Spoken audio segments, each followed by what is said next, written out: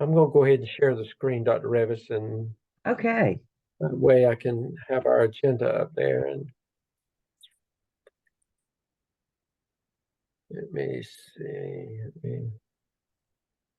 Come on.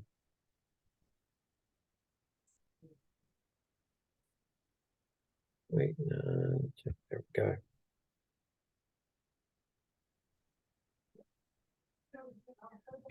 Down. There I go shaking again. I have a new computer. I just haven't had time to even it's set up. I just haven't had time to transfer anything or mess with it yet. So, um, well, I'm not shaking now. So, Well, I hope you got it squared away. well, I got a nice one. I got a really nice one. And it's just a matter of I hate transitioning with stuff like this. I feel like it's a part of me. This computer is a part of me because it's got so much on it, and it's just a matter of doing some stuff, and I'm just not good at that. I just don't like it, and I'm having a hard time letting go and making the transfer. Yeah. Right. Well, you can just keep it boxed up then and Well, wait till you have time to yeah, to really get yeah. into it. Well, I've got some stuff going on at work, and hopefully it won't be this week. Hopefully next week I'll be able to take it out and do what I need to do. But Well, good. it's right now. Well, I've got seven. I Go ahead. started saying I've got 7:01. Are we ready to go? Yeah, and I'm going to stop the video because it is my video. Go ahead, Okay. up, Dr. Revis. Well, welcome to week 9. It is amazing that we are clicking through week 9 and we have put our AAPTEL to bed and now we're starting on our AAPTEL. Um, just a few comments about the AAPTEL from my perspective. Dr. Stedman, I still have about 4 people who have not submitted theirs for evaluation and task string. But of the ones who have submitted, I've had all 4s and 2 3.8s. So I was very, very pleased with those scores. I know sometimes it's difficult for you to understand why can't I get any better feedback, and I know that's a flaw in the system because we can't get any feedback either from what you may have done wrong, as these are blind evaluators and it's set up for that purpose. But, there is nothing wrong. If you score a 3 or above, you just need to pat yourself on the back and move on. And, Dr. Steppen and I can't catch everything, and we don't, well, there's just no way we can catch everything. Well, But we Dr. can, Revis, I've gone back and I've evaluated again, and I'm pleased with my scores. Um, but if you did not get a 4, I've gone back and I've looked, and I think probably that whoever is evaluating, and it would be the same evaluator for my class, for all of them, that person hit heavy with task 2 and prompt 2. So I personally feel like that maybe they didn't feel that you had enough of the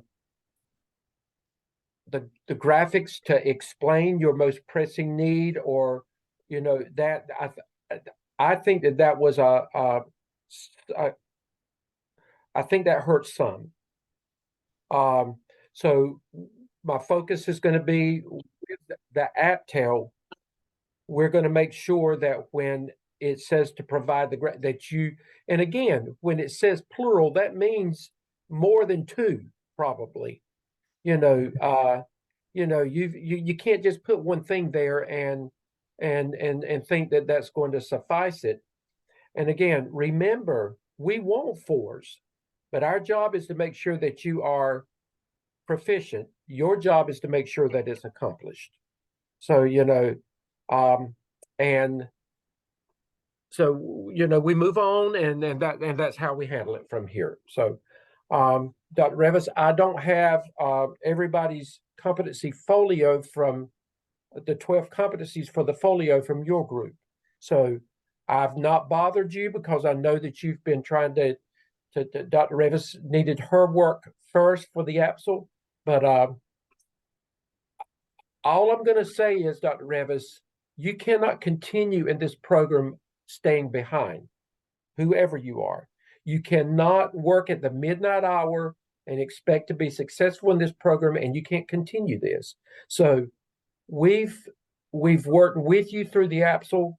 We are going to, you may not like us at all by the end of the APTEL, but we're not going to stay, we're going to stay behind you, and we're going to, you can't continue this. So, if once you get this in, you're at a stage now, and we'll show you today, there is no reason why you cannot be on target from this point on, unless there is just an extenuating circumstance that is beyond your control. But every life happens, and so sometimes we have to just deal with life. But then if it's an extenuating, we're not hard people.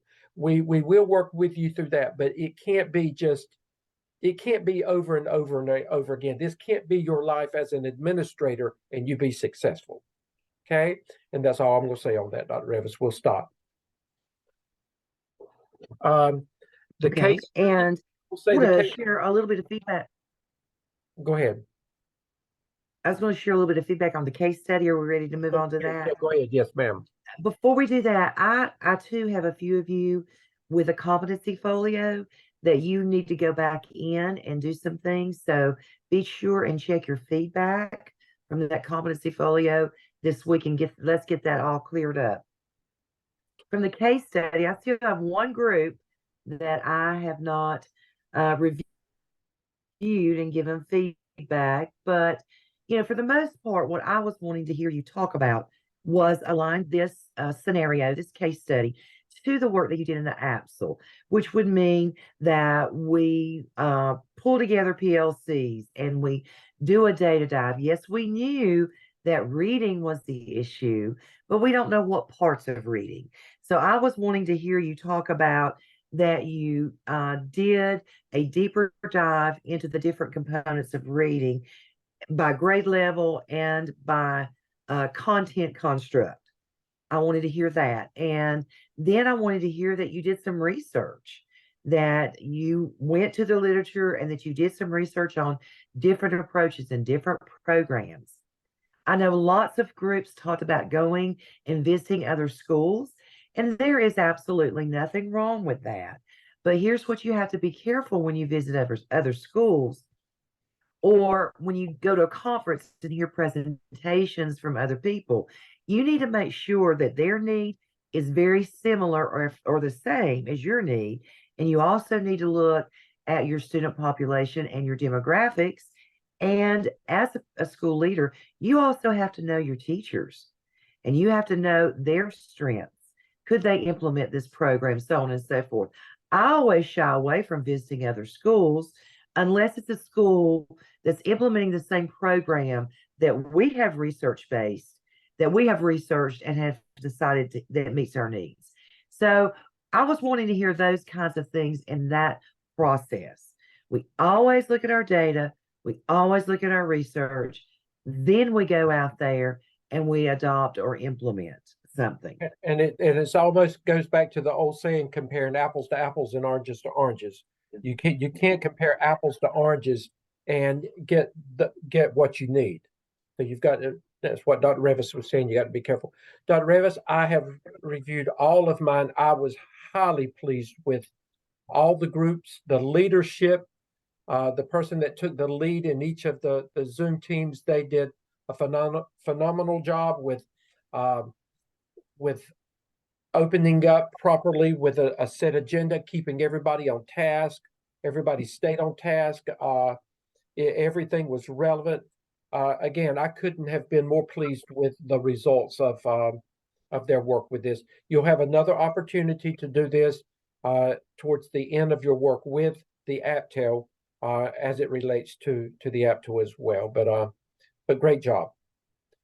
Let's look at what the agenda. We sent this out to you earlier so you would be prepared. But I think it's important that we, at this stage, that we go over we go over the agenda so that you can kind of see what at least the next 3 weeks is going to look like. And again, for the most part, the AAPTEL is over with unless you owe us work. We'll deal with you individually, but Dr. Evans, I think we need to put it to bed, don't you? I am ready. I am ready to put that one to bed and move on. Yes. So this week, when we look at week 9, there are actually no assignments due to Blackboard this Sunday. Now, that doesn't mean you can't submit something to Blackboard by this Sunday if you are working smart and you've got some things ready for us to look at with the AAPTEL Task 1. It's okay. But there's actually nothing due this week unless you are behind and you owe us some work. So that is what week 9 looks like. And we're going to talk about some things today that some of you may be ready by this weekend. But let's go ahead and look at week 10. Now, week 10 is that's next week. We will not meet next week because for the campus, it is spring break. However, it's not spring break for graduate students to not do work. We just don't come online next week. You are still required to follow and pace yourself with the work. This week and next week, you can get a lot done in these 2 weeks if you will work smart. But next week, what we're going to talk about, we're going to review the AAPTEL Task 1 again, but we're going to introduce Task 2. So what needs to happen is, honestly, if you're working smart, you're getting Task 1 due this week, and you're going to be able to work on Task 2 next week, which means that if Task 1 is due next week, week 10, that means that following that, your peer reviews start again. So your AAPTEL Task 1 peer reviews would be due no later than March 21st. That would be 2 weeks from today. Okay, so just remember that we are starting back with that. Kathleen, question before we go any further. Yeah, it's just about dates. On our little weekly schedule, is everything pushed back a week? Because I had on the schedule it says that Task 1 is due on the 12th of this week. I I'm fine with me doing later, but the schedule's a little different, and I usually use this to reference. Have we messed up? I'm fine with it being next week. I'm happy with that. Let's leave it like this, Kathleen. We've got it worked out, and you'll be okay. And this is going to give some catch-up time.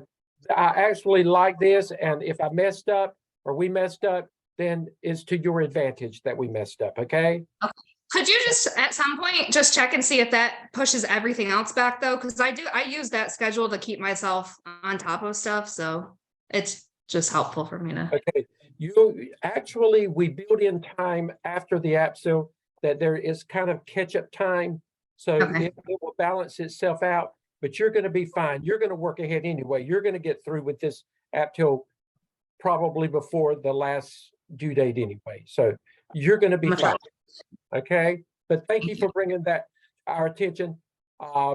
We've looked at this 100 times. And so anyway, it's to your advantage that we did mess up on our end though.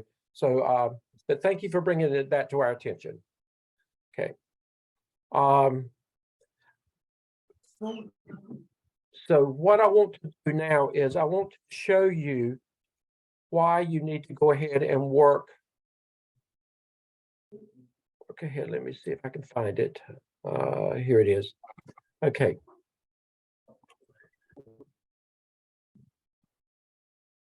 I want to go to week. Okay, now I've told you about week 10. Look at week 11. Now, Kathleen, this may be where it all where it all comes together. I don't know. But week 11, see, do you see how busy week 11 is? Everything in green. So that's why I would encourage you. It would be advisable to go ahead and get task 1 done this week and get it clear. However, you have until next week to get it done, because that's what we've put on the schedule that I messed up. But anyway, get ahead of the game, because look at week 11. AAPTEL task 1, you've got a Zoom conference link. That means that you've got to do the same thing that you did with the AAPTEL. You've got to do it with the AAPTEL with your Zoom team, and you've got to talk about the AAPTEL, basically where you are, and basically the AAPTEL development at that time. This is week 11. Then task 1 revisions are going to be, let's see, that would be, yeah, week 11, because week 10 is going to be, week 10 is when task 1 is going to be submitted to us for review.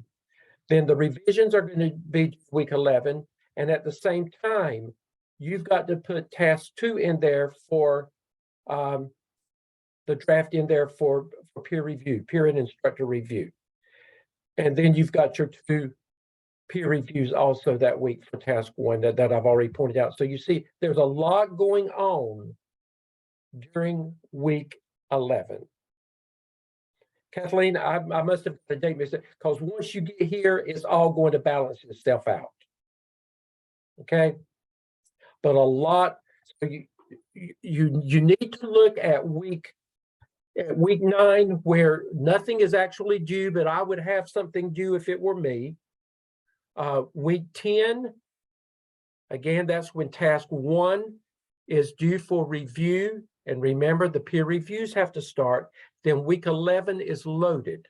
So you don't need to wait until week 11 and say, wow, you know, plan smart and work smart over the next 2 weeks. We'll stop share for just a minute. Any questions? Do you understand, by looking at, do you understand what the next 3 weeks basically should look like? Are there any questions about that? Everybody understand that? Okay. I understand, but I have I think I have another question. Okay, so I'm looking at the same thing Kathleen's looking at. So I see that when you were showing your week 11, it didn't show that the Zoom conference for the task 1 for the app was due. I don't think I saw that on your week 11. Is that still due week 11?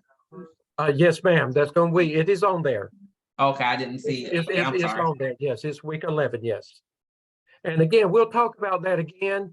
I just didn't want it to be a surprise when we got to week 11 and on that Tuesday when we talked about it and everybody be surprised. So I'm just announcing it now. Okay. Okay. And I just want to say, with a little breathing room, I want to reiterate this. Task 1 is a lot of reading and a lot of narrative work, a lot of writing.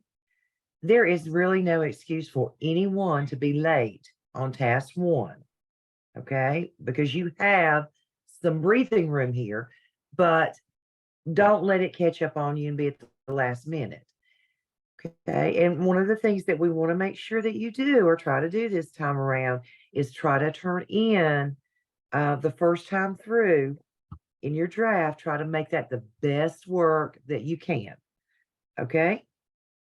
Okay, Dr. Revis, again, let's quickly look at this again. You know, you start evidence 2 with your name here, your header page, your school profile is the same, unless you want to edit something. Task 1, as we have explained already, is simply, it begins with prompt 1, a literature review. The candidate will conduct a literature review with bibliography reflecting various teacher empowerment and leadership best practices. And these are the areas to be addressed. Remember, these are your headings: building efficacy and empowerment among staff. And what does the research have to say? And you're going to do that for each of these areas. Remember, we told you specifically to look for some of the seminal researchers in there. And Dr. Revis, if you would remind them about two, and then I'm going to actually show them an accomplished piece of work from last semester. Hold 1 second. I have got a message to restart. Okay, my Windows. I'm sorry. Okay, so on your researchers, remember that we talked about last week some key names that we want to see within these sections. And there are many others that you can use, but we want to see certain key names in your research within these sections. And so what you do then in prompt 2, you are only creating a checklist for your walkthrough. And if you have your own checklist that your school uses or your district uses, by all means, that's the one you should use. And we are looking at developing a survey.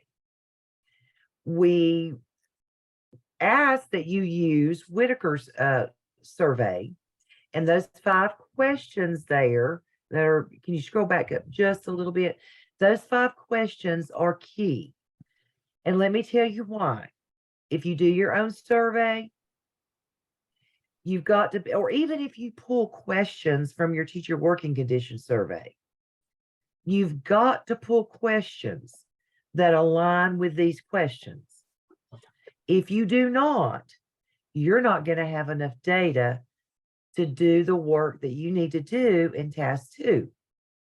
You need to have a question on professional development, about your role in school improvement planning, school-wide policy, development in management of the school budget, and the hiring process, if you're pulling your questions from your teacher working conditions survey. And Dr. Revis, I would highly advise you to use what's here. This make life easier for you. And remember, Dr. Lamb said to simply put yes or no. Yes and no. He said, make it simple. And remember, It has to go to him. He's going to approve it and send it back. And that's what you use. And you put it in in the template, the format form, for a survey. So Dr. Stedman, I had one candidate say that her principal is not going to allow her to do a survey. So in absence of being allowed to do that, would it be okay for this candidate to pull those questions from the teacher working condition survey that was done last spring? I would say yes. If that's your last resort, if your principal. What you need to do is you need to put a disclaimer in there and say that this is why you're doing it and your administration would not allow you. You just need to be transparent about it and say that. Okay. Yeah, and that's only as a last resort. We always have to do workarounds because, doggone it, those principals are in charge. That shouldn't be the case. You should be allowed, but we can't make everybody do, anyway. I'll shut up. So, and then you have your checklist, and that checklist is what you're going to use is what you would use for your walkthrough instrument or instructional rounds or whatever you call them at your school. In absence of you having a checklist, then make your checklist with these items, and because this is validated. This is from Robert Marzano. And I could almost guarantee you that some of your own individual walkthroughs have some of these same things that you're looking for when you go into classrooms. But in the absence of a school checklist or walkthrough checklist, use this one.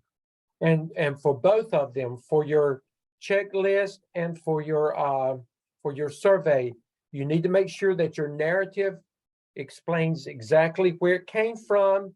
You need to prove if it's your if it's your district walkthrough instrument, then that in itself makes it a valid instrument. So you need to make sure that you put the language in your narrative that supports that, and don't just put something You know, these become figures anyway, so just don't put a figure there and not explain what it is.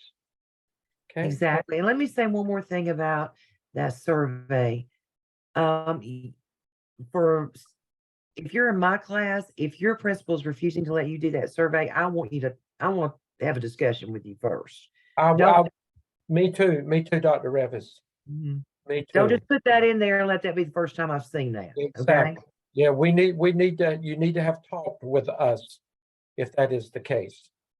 So in task 1, Okay, do Dr. Revis, not wait just a minute. Go ahead. I want to pull something up while you're doing that. okay. So in task 1, do not administer these. Okay, that's not what you do. The other thing you do is you prepare that survey and take it through the process that you will need to do through what is our process now? It's just left me. The survey instrument. Why can I not think? Qualtrics. Qualtrics. Thank you. You have to take it through Qualtrics. And there is a video there that will show you how to do that. And actually, Dr. Lamb does approve it and has to send you back a link for you to share with your teachers. Okay. Okay, let's look at this. This was what I consider to be, there may be some comma issues or whatever, but basically the content, this was an accomplished document, but building efficacy and empowered among staff, that's the first issue. I want you to look at fully accomplished research in there. Whitaker states, and it goes on and on and on. Collective efficacy is just thorough research. And again, results-oriented professional development. Professional development is a norm, blah, blah, blah. And then it goes on to talk about professional. Darling Hammond, results-oriented, thoroughly covered. Again, each of the areas were covered this way. Each of those 5 areas with thorough research. I want you to look at there.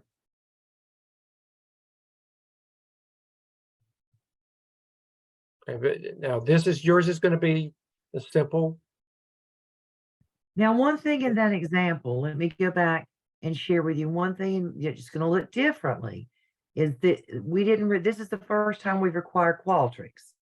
So this survey is going to look very different than your survey.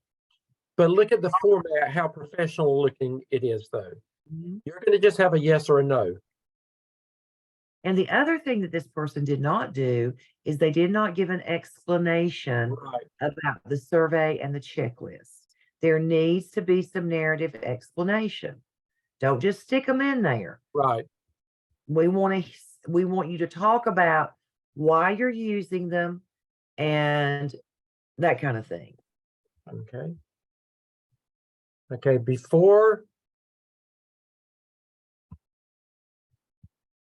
we go any further into task 2, are there any questions about what you've got to do with task 1? Task 1 is the research and the development of your checklist and your survey. That's all you're doing. You really don't even have to meet with your PLC on this one. It's more independent work. You can, but you don't have to. Okay.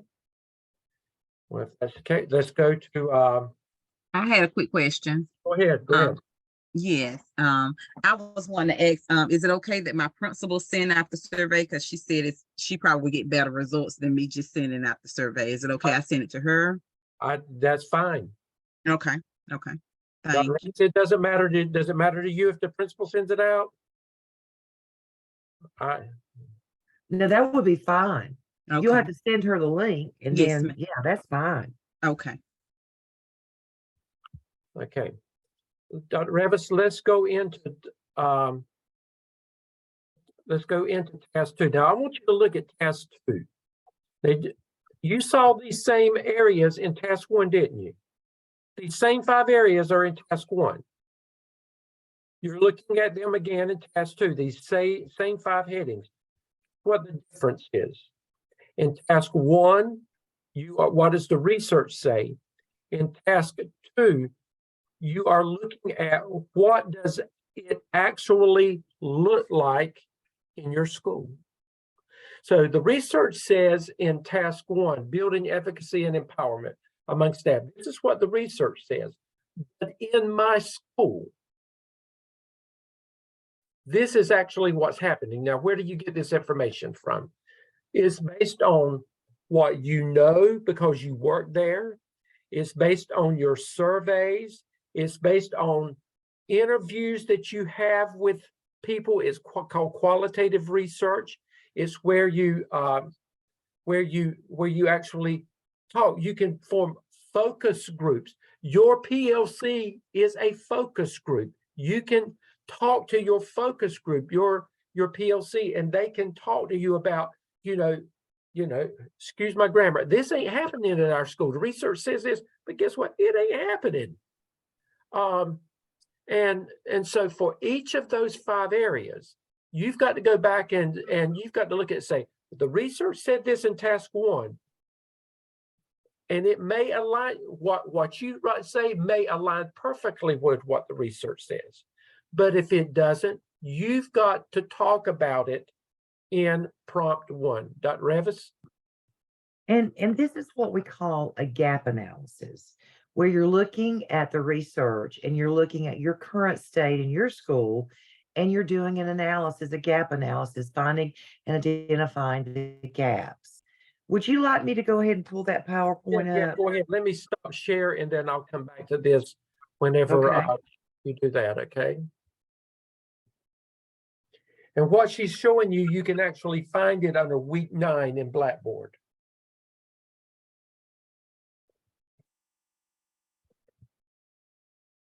Oh my goodness, I don't know what I just did right there, but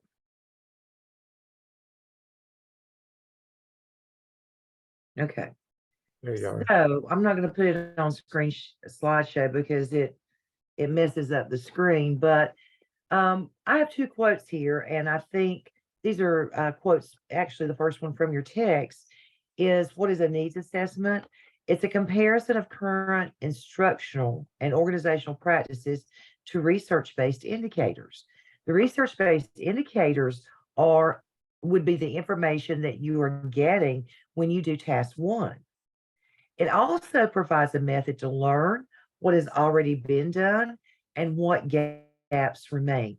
And I like this graphic organizer. I didn't do it, Dr. Stone did it, but I think it just really shows down here in the far left-hand corner, this is your current state, where you are now, and this is your gap. This is where you're identifying gaps.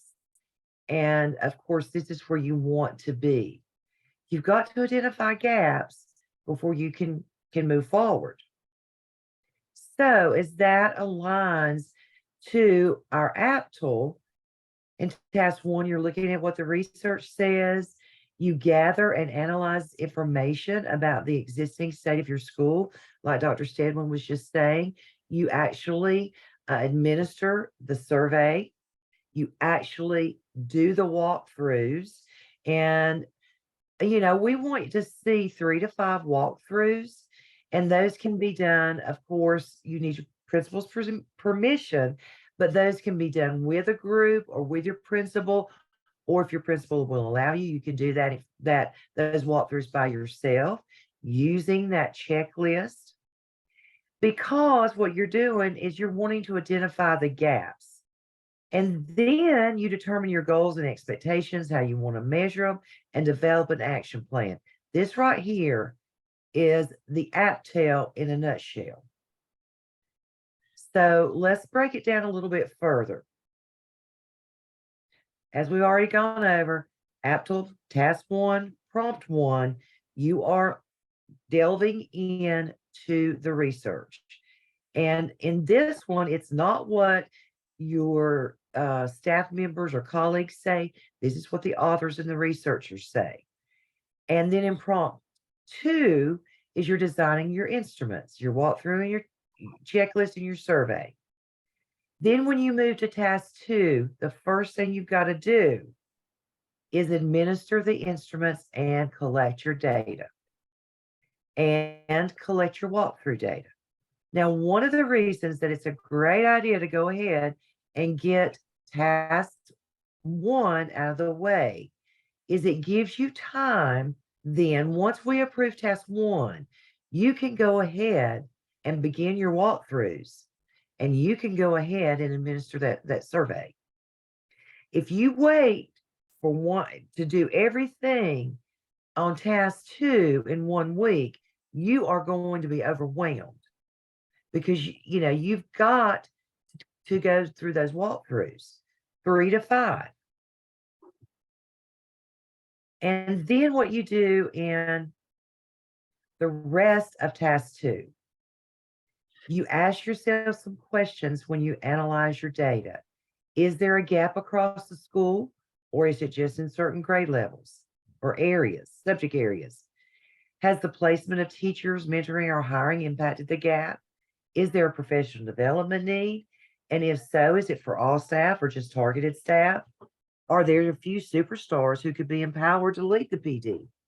So you're comparing here your current state to what the research says, and you're asking yourself a lot of good questions.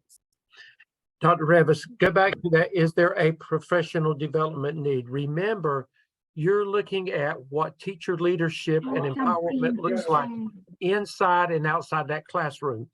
So when you get to task 3, which is the growth plan, your growth plan is actually is going to be a professional development plan that is centered around what you have identified as the gap based on what the research says and what is actually happening in your school.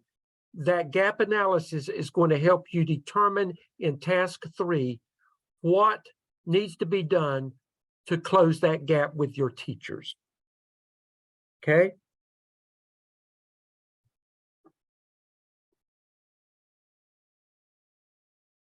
And well, then I stole your thunder. I didn't realize it, Dr. Revis. I didn't know that's that. okay. And then you develop your action plan in task 3.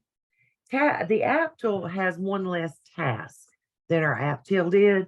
So when you get to task 3, that's when you're going to do your action plan for teacher empowerment and leadership. That's what it's called. And you're going to reflect back and you're going to try to find ways to close those gaps. In task 2, you're not really trying to find ways to close the gap. You're just identifying the gap, if you will. Okay. In task 3 is where you close your gap with strategies and that action plan. And that is, you really, in task 2 and task 3, you really do work with your PLCs a lot during those 2 tasks. Yeah, in task 2 is where you need to pull your PLC together and sit down and say, this is what the research says. This is what my data collection instruments have brought forth. Where are the gaps? Yeah, you're going to talk to them about what you did in task 1 when you get to task 2 and meet with them.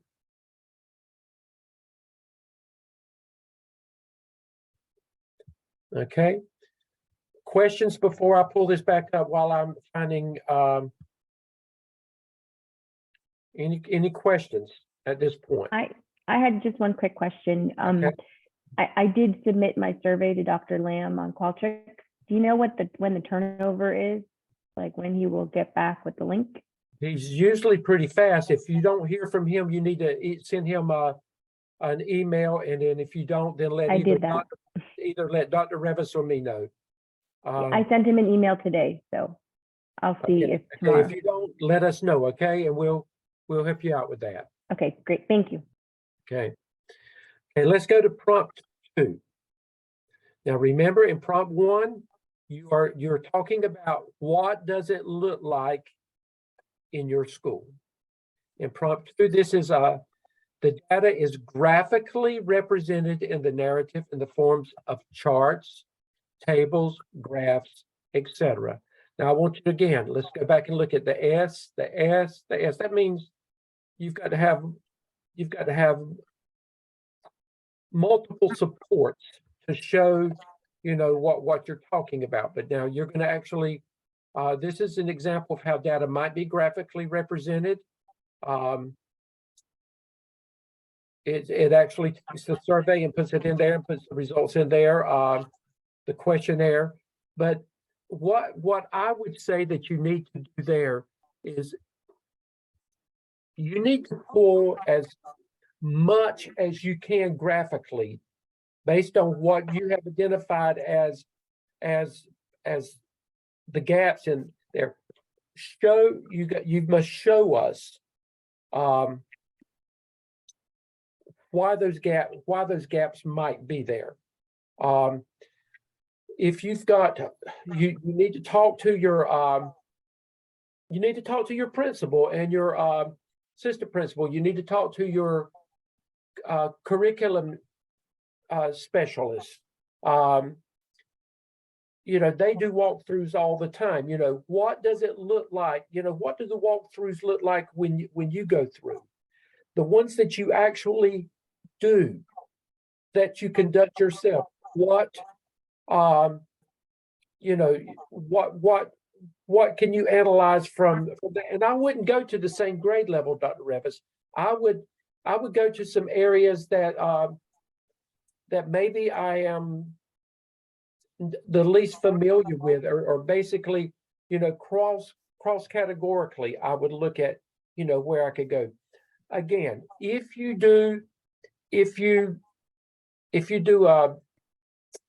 a focus group, and a focus group can be 3 or 4 people, or it could be one-on-one with somebody, and you just ask them a series of questions. You can ask this is where this can go. During my focus group interview, teacher A said, teacher B said, and you would actually script that information. You would show it in the forms of graphs and charts or whatever during that time. Dr. Revis? Yes, and one of the things I would expect to see here, and now we're on task 2, is I would see your checklist and your survey summarized. In other words, for the first one, teacher has input on professional development. I would want to see how many yeses you got, how many no's you got.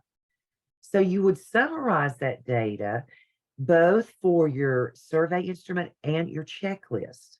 How many teachers were demonstrating the use of similarities and differences in the classroom when you did the walkthrough?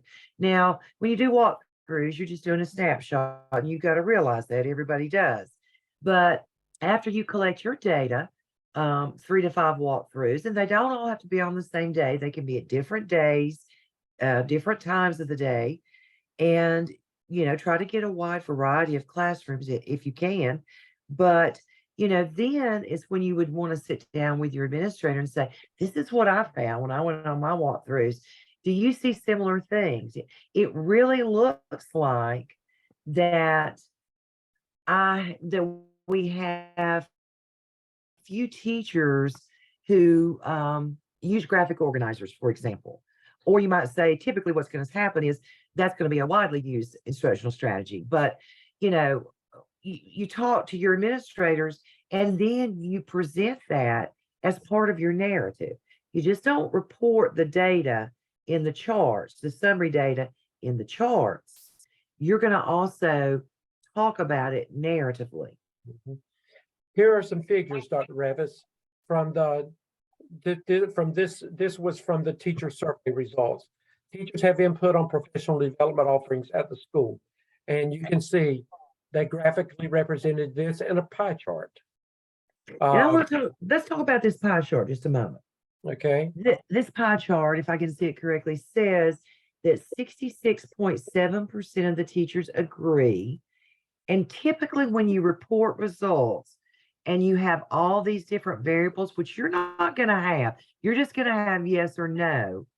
But right. typically, if you had all these different degrees of agreement, you would report agree and strongly agree together. Right. But if you tell me that 66% of your teachers agree or say yes, and you report that that's a strong agreement, I disagree with you. You know, it's not, in my opinion, and most researchers will say, you've got to get about 80% in agreement, yeses, before you could really say that your teachers, overall, your teachers agree with this. So just an FYI. And I want you to note, this one said the survey results above are from the school setting survey that was conducted with the high school staff. There were 21 responses to the survey, which is approximately a 90% completion rate. That's just giving you something to validate, you know, the survey that they have done. And I think it's a really good idea to lead into your survey graphics by telling that kind of how many teachers were surveyed Right. and what your response rate is. I think that's just a good introduction to your graphics, in my opinion. This person used Marzano's, and this is just the way that they showed some of the results there. Again, this is not there. This is just the walkthroughs were conducted on 3 different teachers in different grade levels and content areas. The walkthroughs were conducted the week of, and in summary, talked about the walkthroughs. So again, there's multiple ways of showing this information. This is where your personal creativity comes in. We're just providing you some examples of what that needs or what that should look like. And guys, don't forget there is an AAPTEL helpful hints document. Don't forget to have that out or put it side by side to your template. I want to show you something because else. it really gives you the directions. It gives you the directions and the meat to put into your template. Okay, look under week 9 in Blackboard. Okay, we've given you a lot of stuff. Let's see, week 9. Okay. That is no. Let me come over here. AAPTEL template and materials. That's what I want to find. Okay, look under AAPTEL template and materials. Now, I want you to look. All of the information on Marzano, everything is there, but I want you to look. Those 5 areas for task 1. We have already provided you lots of stuff already here, the articles that will help you in each of those areas. Teacher professional development decisions, keeping good teachers, the principal's role in new teacher induction, 5 ways to improve teacher evaluation systems, teacher advocacy, what is it and does it matter? So the teacher leadership and decision making, we've given you lots of stuff already that will help you. You don't have to use it, but it's some good stuff that will help you in your research. That's some things already there for you. So go back and look at your everything under the template and materials section. And please do not forget APA. Dr. Hamilton gave a great checklist for APA. You turn in that task 1 that should be full of research, should be requiring you to do APA in-text citations, APA references. Be sure you go through that checklist and use it before you turn in your first draft. I will not make corrections on APA. I'll tell you you've got APA errors, but I will not make corrections. The APA checklist, Dr. Revis, have you put it in your Blackboard yet? I did. I put it under week 8, where we right underneath where the recording and the agenda are for that coaching session. Okay, and in my class, it is under the template and material section and under the APA resource section. It's in 2 places. Okay, I'll put those there under the APA resource and template and materials. Okay. I will also put it there, Dr. Stedman. Okay. It would make Tara? sense to put it under those things. Okay, Tara? Yes, I had one question. So in task 2, prompt 2, we will have the survey and then we'll have the example of the walkthrough form that we're going to be using. Then when we get to task 3, we've already done the survey, we've already done the walkthroughs. So for the figures in task 3, I noticed on the sample, they just had the one walkthrough form. But if we're doing 3 to 5, should we put each separate walkthrough form in as a figure in our paper, or does one suffice? I know we're going to talk about all of the data that we gathered, but do we need to put each individual one in there? I would go ahead, Dr. Revis. Well, I would say you got to put a summary walkthrough form in, and that needs to go in your narrative. And I would reference my individual ones in my appendices. That would be my preference. Does that make sense, Tara?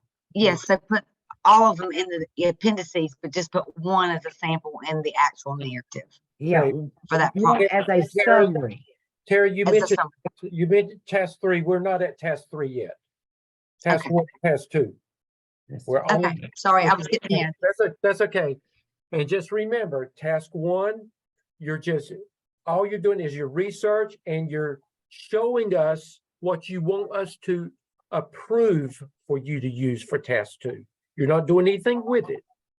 You're just showing us, this is the checklist I want to use. This is the survey I want to use.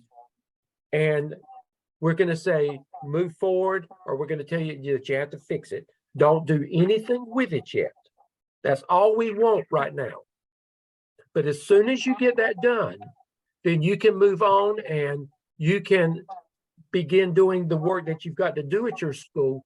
And Alex, people like you're fortunate because you do this anyway. You know, those of you that are already in those roles, this is what you do. So that you have an advantage, to be able to take what you do and just work it into what you have to do for task 2. Any of you that are in leadership roles already, this is what you do. And Dr. Stedman, if I could just chime in here, one common error, I'm talking about task 1 right now. In task 1 is in prompt 2. If you just if all I see in prompt 2 is a checklist and survey, that's not enough. You've got to provide some narrative. You've got to you've got to provide what I call a lead in. Right. And it needs to talk about the checklist. Here's my checklist. This is where it came from. This is why I'm using it. Here's my survey. This is where it came from. This is why I'm using it. You've got to include some narrative. I want to show you something too. Let me go back. I just thought about it. Let me see if I can find it again. Okay, call. Okay, let me go back to this. Oh,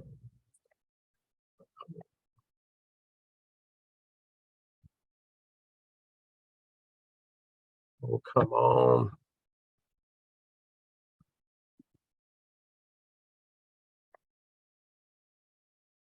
Okay.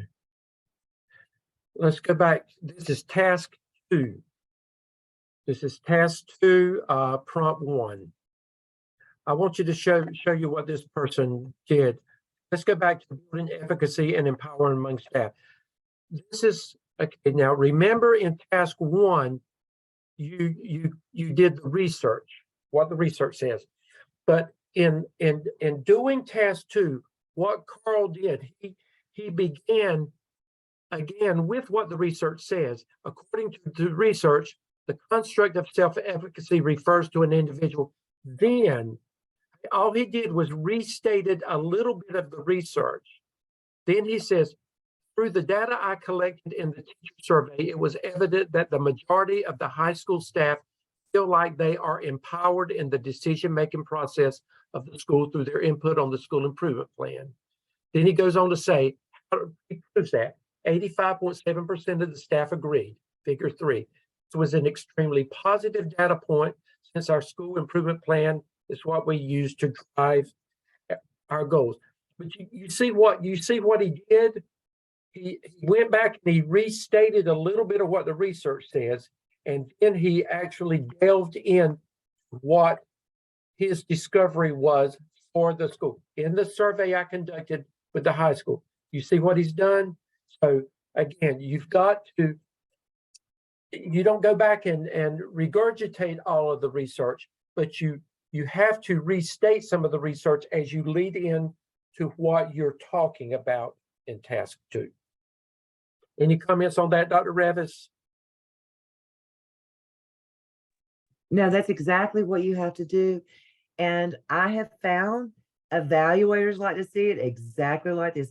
See, guys, you got to realize these evaluators don't spend a lot of time on this, and they're not going to hunt for things. So in task 2, you've got to, first paragraph, a little bit of reiteration of the most important points of your research from task 1. The second paragraph, report your data. That's what you got to do. And I'm going to tell you this, those of you on your Zoom teams, you work with your Zoom teams, but if you've got a member that is not keeping up, and don't you let them hold you back. You go ahead and you find somebody else's work to review and you move on. Do not wait on somebody that is not following the schedule like you're following. That's not fair to you. Okay? And one other thing that I meant to say at the beginning of class, and I forgot to say it, this is a great week. If you have not already done this, and I know some of you have, you need to go to My Grades in Blackboard, and you need to make sure you are not missing anything. Okay? Just do yourself a self-check. Some of you, particularly at the beginning of the program, you would put stuff in the AAPTEL Dropbox. Guys, when I start grading, I don't even realize what Dropbox I'm grading in. I'm just grading. So I probably didn't catch it. You go back and check. Now, hopefully that didn't happen very often because it causes us to have to go back in. We have to release it, and then you have to resubmit. It causes a little bit of work on both of our ends. So, but you need to make sure you're not missing anything. And Dr. Revis, I want to remind you too, on your competency folio, if you have to go back and make revisions for Dr. Revis and me, please, please, please, and I say double please, triple please, do not check for us to have to go back over every one of those competencies again. If we've already approved it, then only check the ones that we have to look at again. Because if you don't, guess what we have to do? We have to go back and open up every one of them all over again, and we have to make a comment. And I'm a pretty calm person, but I want to say words sometimes, and I don't even say words when I have to do that because it's just, I feel like it's a waste of my time and I have too much to do. So please, please be careful with that. Okay. Any questions? Okay, you've got a lot now. Now this is we've got it mapped out for the next 2 weeks strongly, and you need to already look at the third week and kind of know what that third week, because it's a heavy week. But a lot of you, if you go ahead and do what you're supposed to do, then that third week will not be, it won't be a monster of a week. You will have accomplished a lot of it if you go ahead and work smart. Kathleen, do you see now how the schedule is going to work out? Do you see? Okay, got you. Thank you. I don't know how I missed that, but I'm glad it worked out this way. Any questions from anybody? Okay. Now, I will tell you that we need to strive, all of us need to strive for straight fours this time on the AAPTEL. You know what's expected now. You know some areas that you need to pick up on, and so let's strive hard for the fours this time. Okay. And I do not mind you working ahead, I don't either. but I want quality work. I do too. And I can't teach you individually. If you feel confident in working ahead and going ahead with task 1, which you should be able to do, task 1 you should be on it now. Go ahead and get task 1 done as soon as you get your survey back from Dr. Lamb and you submit that to us. You go ahead and you can go ahead and work on task 2. But don't stretch yourself too far until we go over some things either. How many, I want you to be honest with us. How many of you are already on task 1? You've been working on it. Me. Okay. Okay, good. I thought so. I've been looking at Blackboard, and Blackboard tells me a lot of times kind of where you are with things. So I felt like that many of you were. Okay, good. How many of you feel like that you're going to have task 1 ready for us to possibly begin looking at by the end of this week? Is that your goal? Okay, got you. That's what I thought. Okay, great job. Great job. Let us know if you need us. You can call us. You can send us an email. We'll communicate with you. But I have a question since I was gonna wait till next week to ask this question, but since there's no class next week, no, you ask it now. So when I administer, because I've already received permission to administer the survey. So when I administer the survey, I know Dr. Lamb showed us the letter that's in Qualtrics. Do we need to include that letter with the survey? We administer it. Dr. Revis, I would say if there's a letter there, then I say yes. Yeah, you'll have to create your own kind of opening letter with that. And I don't really know which letter you're speaking to. We don't get to see that. We don't get to see what you're talking about. I would just simply have just a brief little letter, that you're a student at Gardner-Webb University, and this is a part of what you have to do, and that you thank them for taking the time to help you out by completing this survey and getting it back in a timely manner. That's all I would do. Dr. Revis, would you do it any differently than that? Yeah, I think with everybody's time so crunched, the briefer the better. Yes. Brief and to the point. And I'm surprised somebody didn't say, well, how many surveys do we need to get back? Get back what you can get back. I would give it I would not let them, I would ask for it to be back within 3 to 5 days, because if you get after that, people are going to forget it. Most people, when they get a survey like that, they will do it immediately because they don't want to have to reopen their email. So, make it a reasonable timeline. If you don't get back but 2 or 3, you could send a reminder. But I would only send 1 reminder and then do your analysis for task 2 based on the data that you have. And you might want to just put a bug in the grade level when the grade levels do their PLCs, just to each chairperson or whoever's over the PLCs there, you may want to say, please remind when you have your PLC to have the group to remember to complete their survey. I appreciate that, just a reminder. But again, if your administration is supporting you, all they've got to do is just send out a text message or something or an email and just say, please make sure that you complete Tara Bradford's survey that she just sent out. And that'll take care of it. for the most part. Work smart. Okay. Guys, I hope you have a really good week off next week for spring break, but don't just sit around and twiddle your thumbs. You have lots and lots that you can do and make your time productive so that you don't get into a crunch at some point. And But Travis, I'm going to, even though it's not due this week, I am actually going to set aside my time like I always do on Sunday evening. I'm going to set aside my time because I think I'm going to get some work in this weekend. I think I will too. I think I will too. I may be traveling Sunday evening, but I will definitely look at it Monday morning. I'll be in my recliner after church, so I'll be here. Okay. Okay. Good night, everybody. Good night. Good night, and send my condolences, Dr. Evans. Okay. Thank you so much. You're welcome. I have a question. Okay, go ahead. Okay.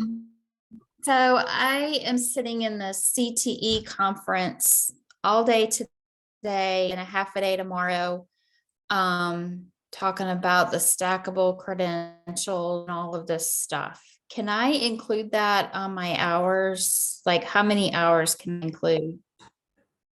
How are you going, but how are you going to take that back and show it as a leadership opportunity? I have to teach it to the CTE teachers and also my principal and my admin.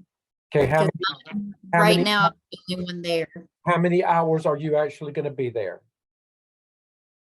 Let's see, 8 today and like 6 tomorrow. You So can't 14 hours. you can't count 14 hours of I know. How many can I count? Dr. Evans, how many, because she's going to go to you, how many would you let Pam have on that? I would think, Pam, reasonably, the leadership, in my opinion, comes in when you are taking that information and processing it and developing a presentation. So I would count my time that I am developing that presentation and actually presenting. Okay. That's kind of where I see it. I do too, yeah. Okay. No problem. Thank you. Have fun. Oh my gosh. Information overload. Well, see, it takes some time to process all that information and in order to reshare it. So that's really, to me, where the leadership comes in. And again, remember that that is an open-ended opportunity as well. You know, sometimes it's hard to find those open-ended type artifacts. That is a truly open-ended opportunity when you're doing the presentation. Kathleen, do you feel good about our resolution with your survey? I'm kind of annoyed. The conversation with my principal went very differently than I expected. She was actually fine with the survey. She had no issues with it, but Cumberland County Schools is just very particular. So they want me to submit it through the research people, but it's not actually a research study. And so I could, if I needed to, I could reach out to them and see what they expect, but I have a feeling it's going to be. Don't do that. What it's worth. But that information that's online is actually pretty good. There's a lot of stuff. I'm just going to have to dig through it because there's so much stuff. Honestly, they didn't have good turnout. If most of the other schools had 100% return, they had like 80 something return from their school. Be careful and make sure you select questions from the teacher working conditions survey that align to those questions that we talked about. Yeah. So I'm fine with that. If you're okay with that. I'm very okay with that. It's just one of those things. And yeah, if you send it to the district office, it could get tied up for weeks. Trust me. And again, I'm close enough to know that I know what Kathleen's dealing with, so I understand. Yeah, she kind of gave me a little bit of hesitation and pushback with the walkthroughs too, and I wasn't expecting that. Do they do walkthroughs? Huh? Do they do walkthroughs? She does. Apparently DPI is coming to my school soon to do a big like walkthrough and giving them some feedback. And I think they're a little bit nervous about that because I think our school is getting forced to do some changes. So I think that kind of has everybody on edge. And she made the comment about how the teachers are uneasy when people come in to observe. So I kind of have to meet with her again to kind of get permission about specific teachers that I'm going to go observe, because she doesn't want me to just go into any classroom. So, I mean, that's okay, Kathleen. That's okay. Just you'll learn from it. You'll get your job. You'll get the work done, and you move on. You can't deal with all these. These are things you have no control over. Do we have to tell the teachers that we're walking through? Because here's my thing. I don't want to lie, but in my regular job, I observe in classrooms all the time, observing students. I was just planning on, if I could, just kind of going under the guise of I'm observing, but not telling them specifically what I'm doing. But do I need to tell them? Always be upfront, always. Okay. But I will tell you this, Kathleen, as an aside, what you're sharing with me about that school is very telling to me. Very telling. I understand very quickly why a team from DPI is coming to that school. But,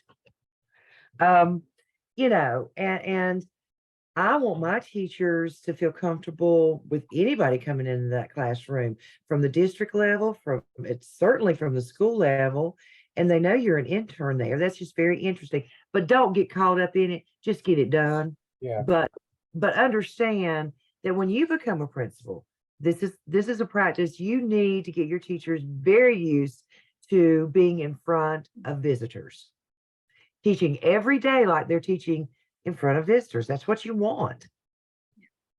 And I had to go through that too, Kathleen, at the beginning too. So you're not by yourself. I had to go through that at first, but God saved me. Kathleen, I sent you a message too. Oh, okay. Let me look.